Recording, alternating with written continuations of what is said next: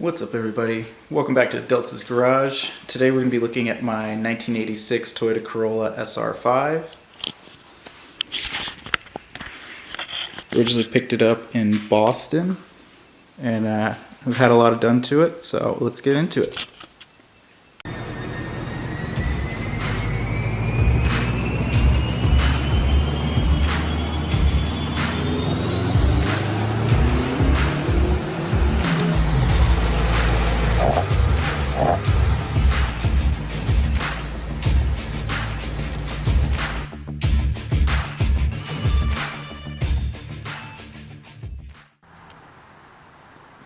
So this is my 1986 Toyota Corolla. It originally came with the body kit. As you can see, it's molded onto the body, as well as the side skirts and the rear bumper. It originally had a TRD style wing. I opted for the wingless look. I just tended to vibe with that better. The car also came with these Watanabe style Rota RB wheels. They're 14x7s. So for the engine, we have a 20 valve 4A-GE Blacktop. This has the tweaked harness from Battle Garage. Fits well with the SR5. All the accessories are separate. So this is just for the engine. I have 70mm ITBs under the Piper Cross filter. I have a Chase Bays fuel pressure regulator on here. The SQ Engineering distributor front relocation kit. I opted for that so I could preserve the back. Eventually I plan to go coil and plug with this. I also have the SQ Engineering rear wheel drive relocation kit. I actually went to this over an old school T3 kit. This just has a lot less, it seems to be issues with it, just a lot less leaking and coolant problems. I mean, they're old engines, they're probably going to leak, but you know, try and take care of problems as they occur. The fuel system is -6 AN all the way back. Ran custom lines. The SR5 ones are meant for carved 4AC, so a little too thin for what we were doing. I have the fuel pressure upped from the stock 38 psi for the 20 valve to 48. From what I read, it's the best sort of get your low end torque, but also not sacrificing that top end. It's running a stock ECU for now. That's why I kept the distributor system. Just relocated it to the front. Do plan on going to coil on plugs in the future for just simplicity, and makes it just a lot easier. I have OBX headers here. The OBX headers go down to a T3 test pipe, and then the test pipe goes to an HKS exhaust. It's the HKS Sport exhaust. It's not too loud, but gets the job done. It's a little dirty, but that's about it for the powertrain. Just making stock 20 valve power, just a little bit more adjusted. And now let's talk about the interior. The interior, for the most part, is what's from the SR5. I actually redid these door cards. Went from the OEM gray color to a Portola red with SEM paint. Really happy with those results. It has that OEM look and matches the OEM colors pretty well. You can see those SR5 rear door cards and SR5 rear seats. I do plan on swapping those back seats to the GTS door cards and the GTS rear seats, but still have all of the interior for these cars. Kind of rare to see these days. The seats themselves are Zenki GTS seats that I was able to get. I cleaned them up as best I could. Ended up making these custom backs because they were missing the original backs for these. I actually cleaned up the plastics and repainted them. They were horribly faded. I used SEM's their color coat, which seemed to work out pretty well. It looks just like the OEM. I have the SR5 front seats, and the plastics, honestly, they look identical. So pretty happy with that. I have a steering wheel out of a black limited AE86. those who know how rare this steering wheel is, how rare those cars are, and it's a good piece of AE86 history. For the cluster, I have a Zenki GTS cluster. I recently redid the lights, so I went with super bright LEDs, did the warm to have that still stock looking color, but still have the vibrancy and kind of the longevity of LEDs, so really enjoy having those. You can actually see that these lights do in fact light up. And then also replaced, you might not be able to see it on the camera, but I can finally see my HVAC at night, which is nice. Before the light was so dim you just couldn't see it. Still have the stock shifter, stock shift knob and everything. I plan on going to a short throw eventually. Still debating if I want to go TRD or like T3 or Battle Garage. I know they've vastly improved the design over the years, so still kind of up in the air of what I want to do for that. For the radio, I just have a basic double DIN. I enjoy having the Apple CarPlay, so eventually I plan on going to a more period correct radio, but for the time being this does the job pretty well. I've replaced these speakers in here with Pioneer 4-inch speakers here, and then I believe it's 5.25-inch speakers in the rear. Some of the mounting hardware for these speakers was missing, but for the most part the interior is complete, and I have all the plastic trim panels here, complete with the mat in the back here. This car originally shipped with I bought it with with one of the old school bazooka tubes. I'm still trying to figure out if the amp or the sub is dead in it. I'm leaning towards the amplifier, but eventually I'll get that kind of up and running. It's a nice period correct piece for these cars. A lot of guys that I talked to that had like old school Supras and cars from this era loved having their bazooka tubes, so it'll be cool to kind of have that history with it.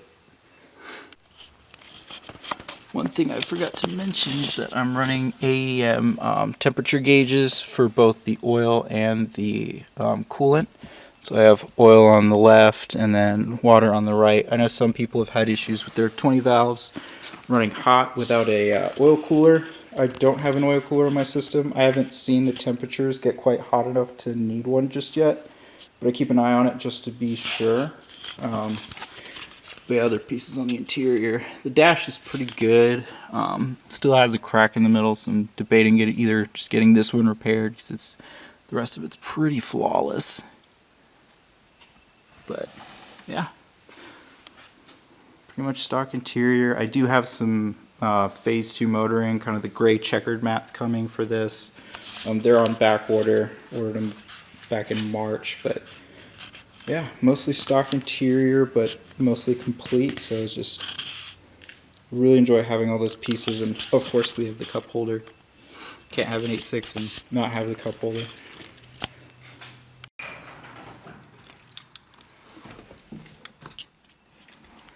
Alright, we're going to go ahead and get her started.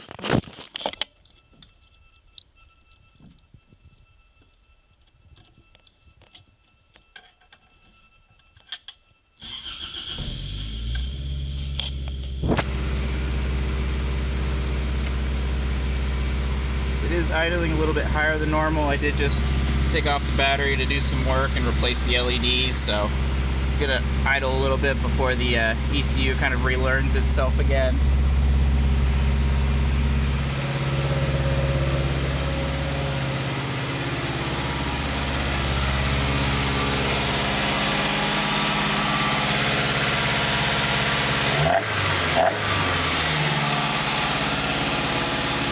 But yeah, I went with the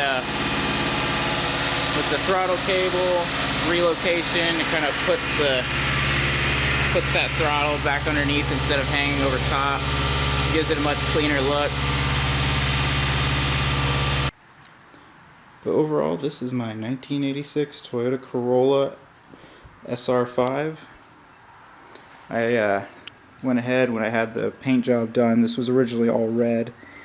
I had it done in the two-tone and even got the paint measurements from OG Cars and given my paint guy. Did a really good job with it. Kept the lines as accurate as you can probably get. Have some Have some decals from Stealth Decals over in the UK. He actually did me a solid because I ended up needing another set for my new trunk. As I said before, I originally had the TRD style spoiler on here, and I opted for a trunk with a wingless look, so I ended up selling that other hatch. For now, I still have the stock Koki 8.6 tail lights for the U.S. market. These are basically white lines without the white line on them. The top half of the rear or the reverse housing was cracked, so I ended up just taking some red tape and kind of making it look like the Zenki Trueno JDM tail lights. So it's got a little bit of a little bit of extra on it, I guess is the best that I could say. But yeah, still stock tail lights. Eventually I do want to get the red lines, so if you guys know anyone that has a pair that wants to trade, probably cash on my end, just let me know. But yeah, so you can find me on Instagram. I also have TikTok, and of course you're on my YouTube channel. I also have a website. It's deltsgarage.weebly.com. If you're interested in kind of seeing the full documentation of the build, and kind of just details about the whole engine build, you can see the old 4A-CE that I had in here. You can see the motor actually out of the car. You can even see when late last year when I did the rear end conversion, when I had all this apart. She probably needs some coilovers. I plan on doing a full coilover setup, keeping the divorce system in here, but doing a full coilover for fronts and rears, just because the springs are kind of wearing out in the front. I mean, this is a almost 40-year-old car, so it's kind of to be expected. But all in all, it drives great. I thoroughly enjoy driving it. You can see the 70mm trumpets here. Got the Piper Cross filter off for right now, just to show you guys what those trumpets look like. These aren't the polished ones. I think these are like the more anodized look. But all in all, pretty good. It drives really nice. I thoroughly enjoy it. Like I said, it was probably idling a little high earlier in the video just because I just reconnected the battery after working on some of the electronics and trying to troubleshoot with the subwoofer issue I was having. Eventually get that fixed, but kind of the priority right now is getting the suspension up to par. But yeah, she's a really fun car. Seems to get some decent attention at car meets and stuff. You can find me usually at the Cars and Coffee in Concord. I know the Cars and Coffee in Charlotte's kind of paused right now. You might see me there with both my 8.6. I have an 04 STI that, if you look earlier in my channel, I actually have a dyno video of it at Redemption Racing out in Taylorsville. Got that tuned a while back. But yeah, the car's come a long way.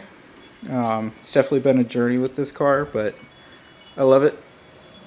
It was one of my dream builds, and just seeing it come to life and seeing everything come together, it's just been absolutely fantastic. I feel absolutely privileged to have been able to make this journey and just kind of bring the car to where it is today. But yeah, that's it for this video. Thanks for watching, and feel free to subscribe. Probably going to do another one of these style videos for the Subaru, for those of you that'd be interested in that. Otherwise, there'll be more 8.6 content for sure. Just wanted to do a general overview because I've been debating back and forth. I've just always I've wanted to do the filming process, but then when I get down to it, I kind of get a little overzealous and just start modifying the car. Forget all about it. But thanks for watching.